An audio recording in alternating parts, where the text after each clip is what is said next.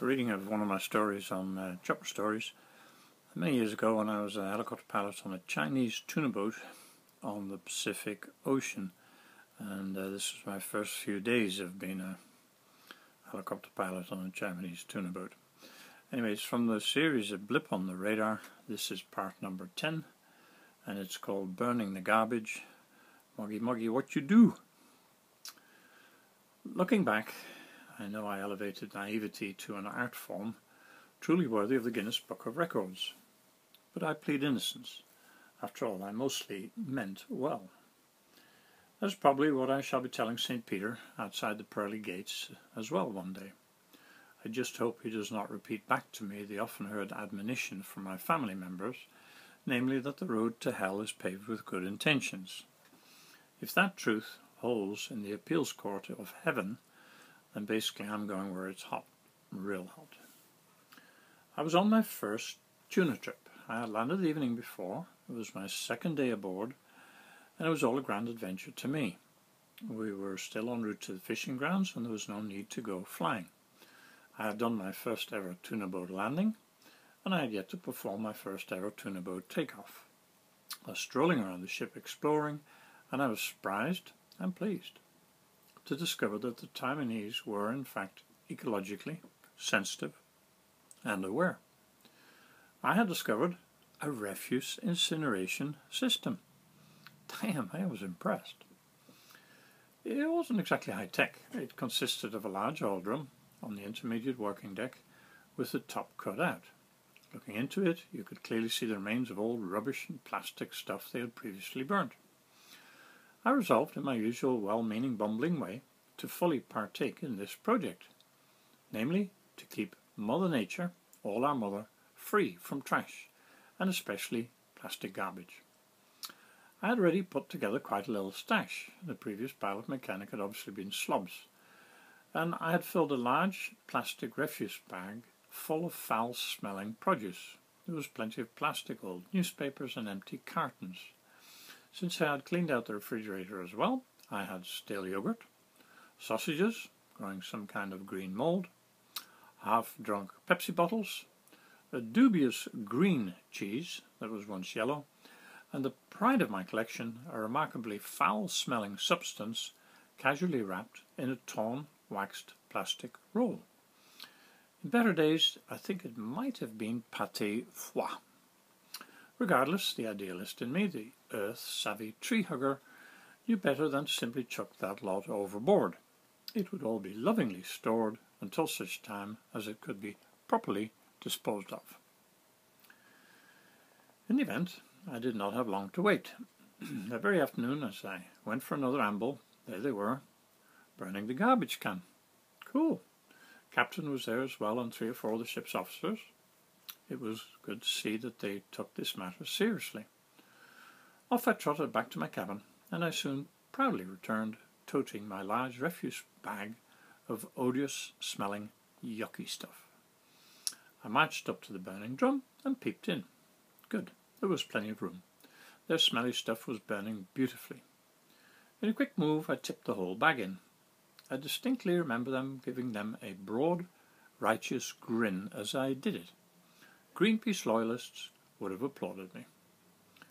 The reaction was not quite what I had expected. I wasn't expecting applause, but maybe a mild acknowledgement that I was doing my bit for Mother Nature, my bit for planet Earth. Instead of silent approval, I got total consternation. There was an immediate babble of obvious protest. One of them almost screamed, a pained sort of "Aye!" 2 of them dove in and started pulling my stuff out. I watched in bewilderment as they started throwing my junk overboard. Plastic cups, empty containers, green cheese, poor fishes, even the purported pâté foie. The whole lot went sailing over the rails and into the ocean blue. I have to confess to being flabbergasted. The most illogical reasoning attempted briefly to make sense of it all, and failed miserably. What? My rubbish ain't good enough for you guys' rubbish? The hostility, the fierce looks and the angry Chinese babbling reminded me of what a nice place my cabin was. Peaceful, cool, private, and 0 fiercely angry Chinese. I backed away nervously, intent on making a definite escape. The captain came over to me. In his broken English he exclaimed, "Moggy, Moggy, what you do?" I hesitated, thinking that, truthfully, it was frickin' obvious what I thought I'd been doing. I'd been dumping smelly rubbish in the bleeding burn barrel. What the hell else? I found myself stammering. I was just dumping rubbish. I see you burned trash, so I had my garbage. For some reason I felt seriously bewildered. Behind the captain, the crew members were still busy, furiously rooting through the burning garbage and chucking my crap overboard into the blue ocean. It wasn't meant to be that way. I was sure it wasn't. What would Greenpeace say? He was not pleased. The expression on his face clearly communicated that emotion. He pulled a small Chinese to English dictionary out of his pocket and flicked impatiently through the pages. "Moggy, you listen. This not rubbish." I couldn't believe my ears. That crap ain't rubbish. He frowned and pronounced the next words carefully and with emphasis. "Not rubbish. This holy religious ceremony." I gulped. "We offer prayers that we catch many fish. And you. I winced. "You throw rubbish on prayers." For a whole week we fished and caught nothing, I swear. And every time the net came in empty, a long and labour-intensive task, I saw these malevolent looks cast in my direction. I knew I wasn't the flavour of the month, and I could only hope the god or gods concerned would forgive me for the smelly green cheese and the putrid pâté. After that, I tried hard to figure the religious thing out. Heck, I've been doing that all my life. Having probably really ticked off the Christian god in my prior life, now I'd come to the Orient and also offended the Taiwanese god or gods. I didn't want to screw that one up again. I resolved to be more culturally and spiritually sensitive. Thus it was that I became a careful observer, and I soon discovered this dude on the bridge. He stood in a special alcove behind the helm, and he was about 2 feet tall. I asked several people what his name was, but nobody seemed to know. He, or she, had the body of a man but the face of a child.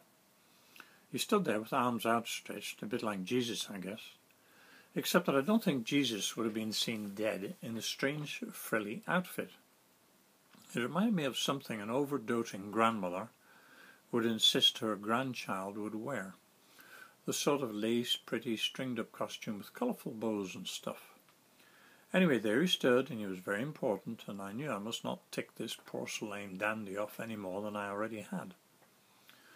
Unfortunately, it took me about a week, and there I was in big trouble again. We were sailing along, and there were about 5 of us standing on the bridge. It gets tiring standing for a long time with the ship rocking and rolling, so I found a quiet spot and leaned back luxuriously. That's better. No sooner was I comfortable than the chief engineer came over and pushed me quite hard. He was an older gentleman in his 60s, and I was quite taken aback. What the heck? He had been rather nice to me up to this, and I was surprised he should wish to push me about.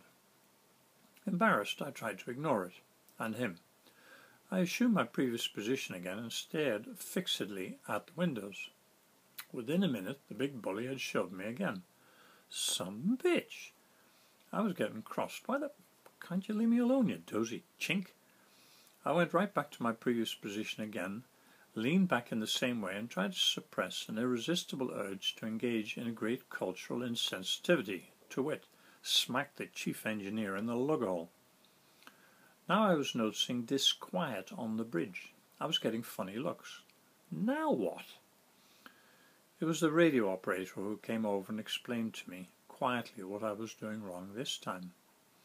I was standing in front of Porcelain Andy, and that meant that I was blocking his view. The god of the ship couldn't see the fish, apparently. Coming on top of my previous faux pas, the trick with the green cheese and the pâté de foie, now I could see why I had upset the chief engineer. I thanked the radio operator for his help and spiritual guidance and moved aside for Andy. After that I was careful not to block his view again. If he was able to screw up their fishing, imagine what he might do to my helicopter. Of course, being me, I couldn't help wondering how smart this dude was. If he couldn't even see through me, what kind of God was that? And we were relying on him to catch fish? Fuck's sake. Then I felt guilty about my irreverence, and I decided I need to quit being so obtuse. I bowed my head and resolved to go with the flow. Unfortunately, the seeds of doubt and heresy had been sown in my mind. I was soon to notice two more strange aspects of this deity. The first was a unique custom whereby the crew made offerings to Andy, such as boxes of chocolate, packets of cigarettes, chewing gum, fruit, and other delicacies. They would leave these magnificent gifts at his feet. I wondered if they later burned these gifts in the holy religious ceremony, but nope, they did not. After a day or two, they just came along and casually retrieved their offerings. The first time I saw this occur, a sailor walked up to Andy, nonchalantly picked up an apple, sank his teeth into it, and walked off chewing contentedly. I watched Andy carefully, but he didn't seem upset at all. From a doctrinal point of view, I had to deduce that Andy was possibly remarkably generous. Maybe he was just real pleased to see the worshipful sailors enjoying the fruit and the chocolate, smoking the cigarettes, and chewing his gum.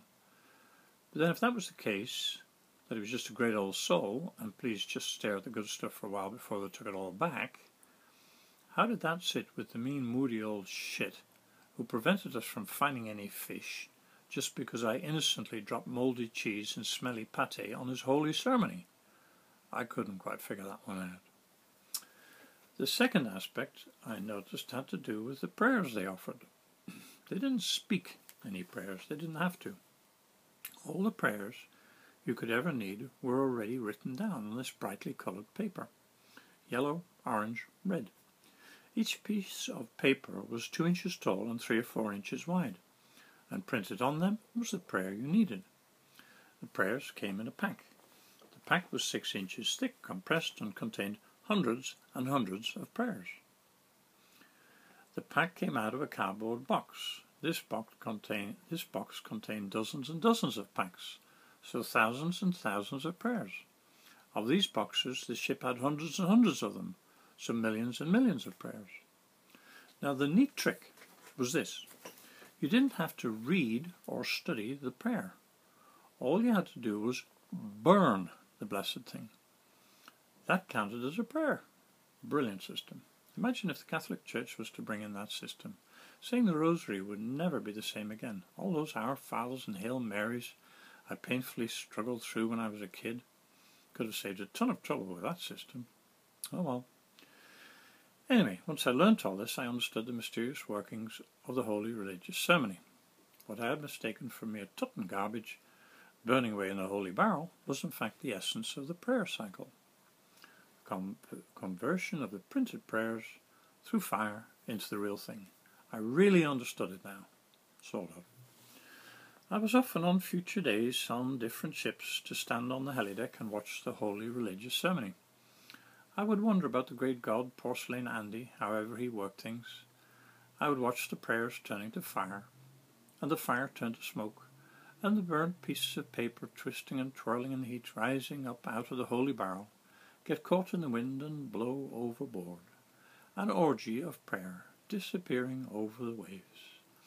I would wonder about Mother Nature, however we should call her, and I knew we should honour her. I knew we should take great care not to destroy our home, our only home, this small blip in the universe we call Earth.